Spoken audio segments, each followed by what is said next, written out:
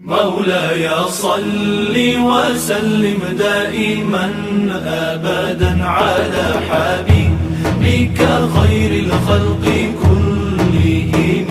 مولاي صل وسلم دائما أبدا على حبيبك خير الخلق كلهم. محمد سيد الكونين والثقلين. محمد الحمد لله رب العالمين وصلى الله على سيدنا محمد وآله وصحبه أجمعين ومن تبعهم بإحسان إلى يوم الدين. سبحانك لا علم لنا إلا ما علمتنا إنك أنت العليم الحكيم. الحمد لله الذي هدانا لهذا وما كنا لنهتدي لولا أن هدانا الله. وقال الله تعالى: لقد صدق الله رسوله الرؤيا بالحق لتدخلن المسجد الحرام إن شاء الله آمنين محلقين رؤوسكم ومقصرين لا تخافون. صدق اللہ العظیم. حضرات، حضور پاک صلی اللہ علیہ وسلم کے مکہ سے نکلے ہوئے 6 سال بیت گئے تھے. اس دوران اللہ کے نبی صلی اللہ علیہ وسلم اور صحابہ کو زیارت حرم اور کعبے کی زیارت سے یکسر محروم کر دیا گیا تھا.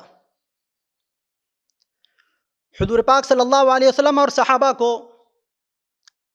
حد درجہ اس کا اشتیاق تھا کہ اللہ کے گھر کی زیارت کریں، لیکن کوئی سبیل نہیں ہو پا رہی تھی. ظالم کفار ہر طرف سے آڑے آ رہے تھے. اسی بیچ حضور صلی اللہ علیہ وسلم کو اللہ رب العزت نے خواب دکھائی. خواب میں دکھایا کہ اللہ کے رسول صلی اللہ علیہ وسلم عمرے کے لیے تشریف لے جا رہے ہیں صحابہ کی جمعیت کے ساتھ. نبی اکرم صلی اللہ علیہ وسلم نے یہ خوشخبری صحابہ کو سنائی. صحابہ کے دل اس خوشخبری سے کھل اٹھے. لیکن جس طرح کے پچھلی قسط میں آپ لوگوں نے سماعت فرمایا کہ حدیبیہ کے مقام پر آپ صلی اللہ علیہ وسلم کو تمام صحابہ سمیت روک دیا گیا اور ظالموں نے اس مقدس جماعت کو روک کر مبارک ارادے سے ان کو باز رکھا. بہرحال حدیبیہ کی صلح ہوئی اور اس میں بہت سارے نکات آئے، بہت سارے شرائط اس میں آئی، بہت ساری شقیں اس میں طے ہوئی. انہی شقوں میں ایک شق یہ بھی تھی کہ امسال تو حضور صلی اللہ علیہ وسلم مع صحابہ کے واپس چلے جائیں اور اگلے سال صرف 3 دن کے لیے حرم شریف میں تشریف لے آئیں. اب یہ 1 سال کا جو عرصہ حضور صلی اللہ علیہ وسلم اور صحابہ پر کس بے چینی کے ساتھ گزرا ہوگا، ہم آپ اس کا اندازہ بھی نہیں لگا سکتے. صحابہ اور حضور صلی اللہ علیہ وسلم خود کو، بلکہ مسلمانوں کو کعبہ سے اور خود مکے سے جو عشق تھا، مکے سے جو تعلق تھا، اس کا ہم یہاں پر تصور بھی نہیں کر سکتے. بہرحال وہ 1 سال انتہائی صبر کے ساتھ، انتہائی شوق کے ساتھ گزرا.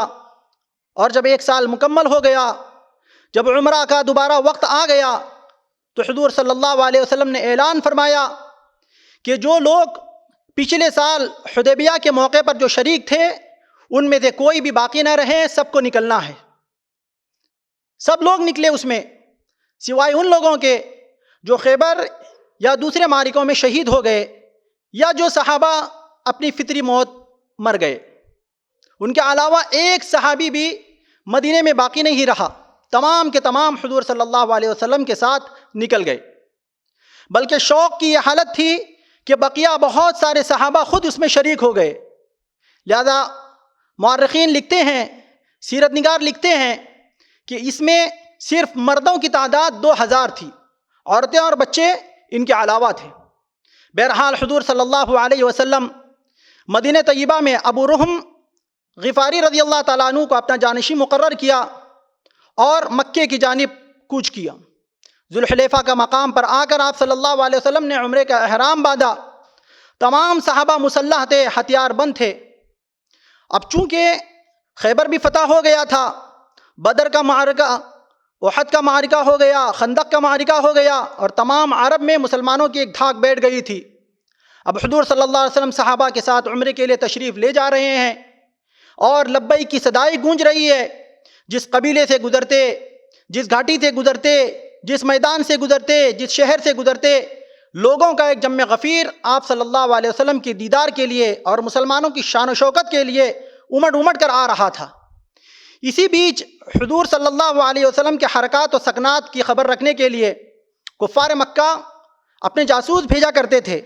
انہوں نے دیکھا کہ یہاں تو معاملہ یہ ہے کہ تمام صحابہ، خود حضور صلی اللہ علیہ وسلم بھی مسلح ہیں، ہتھیار بند ہیں. حالانکہ طے یہ ہوا تھا کہ کوئی بھی ہتھیار لے کر عمرے کے لیے تشریف نہیں لائے گا. تو ان کے دل میں ایک کھلبلی سی مچ گئی کہ کہیں یہ حملہ کرنے کے واسطے تو نہیں آئے ہیں. لہذا انہوں نے اپنا ایک وفد حضور صلی اللہ علیہ وسلم کے پاس بھیج کر کہا کہ ہماری شرط یہ تھی کہ کوئی بھی تم میں سے ہتھیار بند نہ ہوگا، سوائے تلوار کے، وہ بھی اپنی نیام کے اندر ہوگی، اس کے علاوہ کوئی ہتھیار آپ کے ساتھ نہیں ہوگا.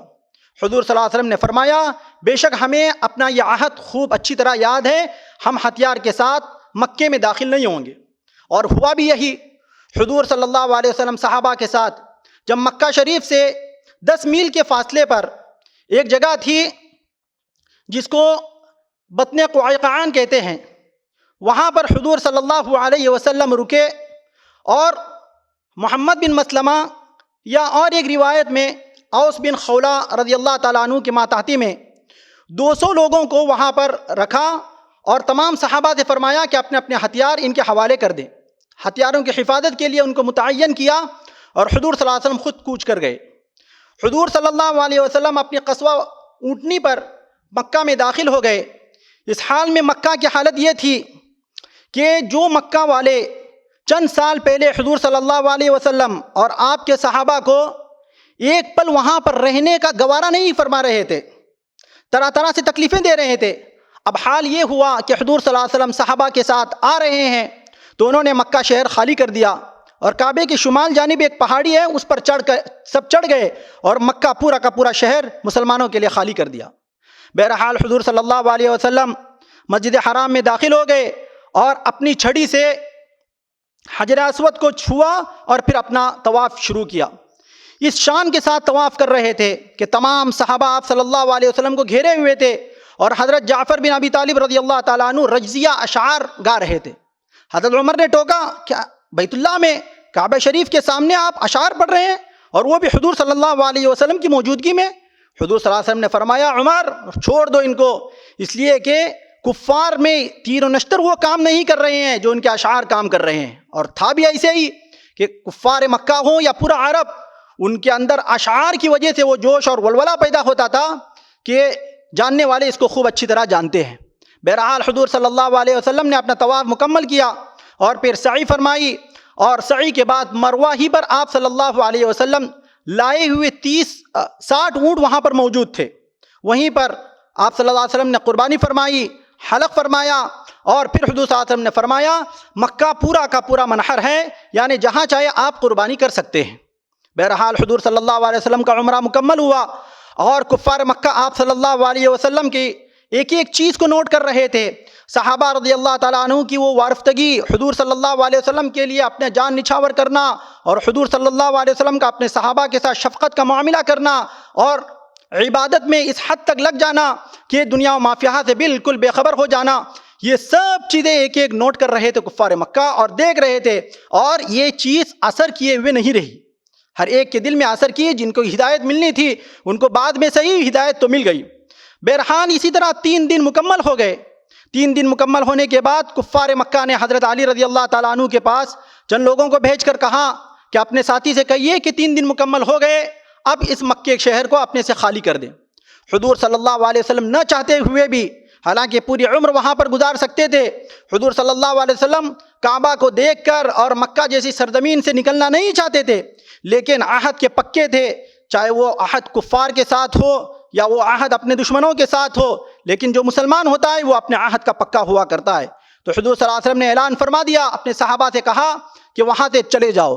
اس سے پہلے ایک واقعہ یہ بھی ہوا، یعنی کہ حضور صلی اللہ علیہ وسلم اپنے جو صحابہ 200 صحابہ کو ہتھیاروں کی حفاظت کے لیے وہاں پر رکھا تھا۔ اپنا عمرہ مکمل ہونے کے بعد حضور صلی اللہ علیہ وسلم نے چند دوسرے صحابہ کو ان کی جگہ پر بھیجا اور کہا کہ وہاں جو موجود ہیں اس جماعت کو واپس یہاں مکے میں بھیجو تاکہ وہ بھی عمرے کی شہادت سے سرفراز ہوں۔ لہذا وہ جماعت آ گئی اور 3 دن مکمل ہو کر جب حضور صلی اللہ علیہ وسلم جانے لگے، عجیب واقعہ پیش آیا کہ حضرت حمزہ رضی اللہ تعالیٰ عنہ کی صاحبزادی حضرت امامہ وہ یا عم چچا جان کہہ کر حضور صلی اللہ علیہ وسلم کے پیچھے پیچھے چلنے لگی۔ حضرت علی نے ان کو لپک کر ان کو اٹھایا اور کہا کہ یہ تو میری بہن ہے، یعنی حضرت حمزہ ان کے چچا تھے، لہذا یہ چچیری بہن ہو گئی، تو انہوں نے کہا کہ یہ تو میری بہن ہے، اس کی پرورش کا زیادہ حقدار میں ہوں۔ یہ کہ دیکھ کر حضرت زید آگے بڑھ گئے اور انہوں نے کہا کہ حمزہ میرے دینی بھائی ہیں، لہذا یہ میری بھتیجی ہے، اس کی وجہ سے ان کی پرورش کا حق زیادہ مجھے ہے۔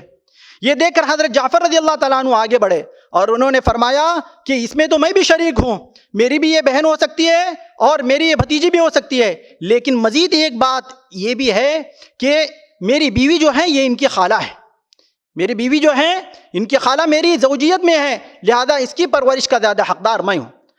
حضور صلی اللہ علیہ وسلم نے اس منافست کو دیکھا، اس آگے بڑھنے کو دیکھا کہ خیر کے کاموں میں کل تک جو بچیاں اپنی بچیوں کو جو لوگ زندہ درگور کرتے تھے، آج دوسروں کی بچیوں کی پرورش کرنے کے لیے ایک دوسرے سے آگے بڑھ رہے ہیں، یہاں تک کہ نوبت پہنچتی ہے کہ حضور صلی اللہ علیہ وسلم کو فیصلہ کرنا پڑا۔ حضور صلی اللہ علیہ وسلم نے فرمایا کہ یہ جعفر کے حوالے کیا اور کہا الخالۃ، حضور صلی اللہ علیہ وسلم نے فرمایا کہ خالہ جو ہے وہ ماں کے مقام پر ہوتی ہے، اور چونکہ حضرت علی اور حضرت زید کو انہوں نے بچے حوالے نہیں کیے، اس وجہ سے ان کی دل بستگی کے لیے حضور صلی اللہ علیہ وسلم نے فرمایا علی منی وانا منہ، علی میرا ہے اور میں علی کا ہوں۔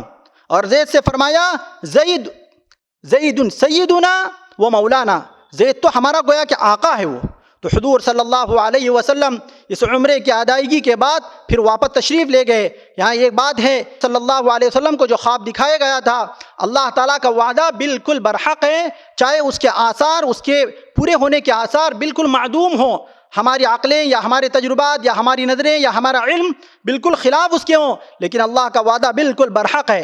دوسرے ہے کہ جس طرح ابھی عرض کیا گیا کہ کل تک جو کفار مسلمانوں کے قتل تک کے در پہ تھے، آج ان کے لیے راستہ کھول رہے ہیں۔ اسی طرح کبھی بھی حالات سے ہمیں مرعوب نہیں ہونا چاہیے۔ حالات بنانے بگاڑنے کی والی ذات اللہ کی ہے، وہ کس حال میں کس کے لیے راستے کھول دے یہ اسی پر موقوف ہے، اسی کی حکمت پر یہ سب چیزیں موقوف ہے۔